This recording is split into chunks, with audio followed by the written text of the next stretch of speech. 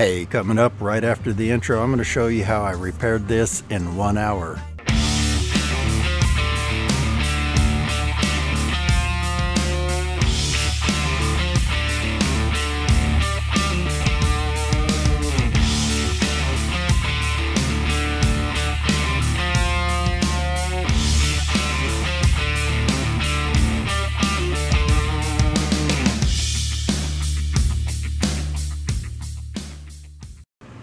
Alright, welcome back, and what I'm going to do here is show you a little time lapse I did a few years back, showing you how I repair something like this in just 1 hour.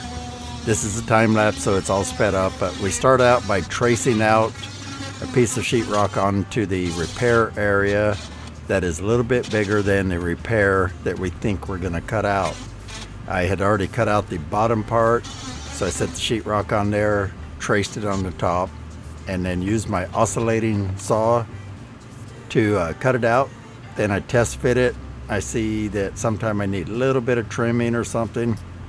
In this case, we needed to open up this corner bead over here. It's a bullnose corner bead, so I plan to slide the drywall in behind it, and now I'll put screws through the corner bead and through the drywall itself.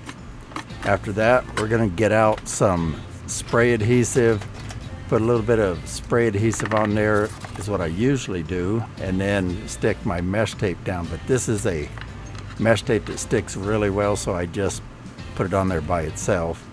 This is a high strength mesh tape. Now if you use mesh tape, you have to use fast setting joint compound, which we also call hot mud.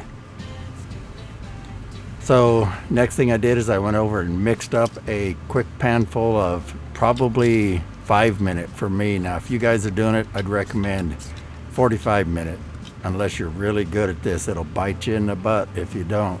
So that's 5-minute. And like I said, you can see me working in a kilt and barefoot, but it's finished floors. While it's setting up, I put some masking film up. I always like to stay busy, thinking ahead. Once it gets just slightly firm, it doesn't have to be dry, I went ahead and put another quick coat on it. I usually scrape off any bumps and lumps.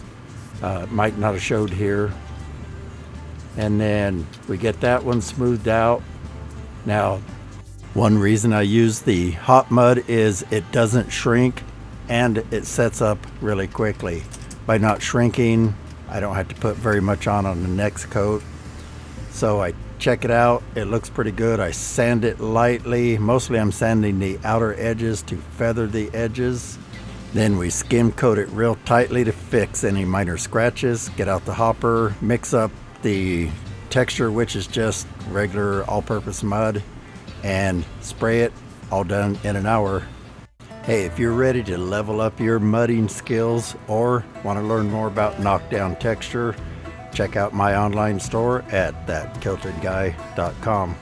These are digital versions and hard copies are coming soon.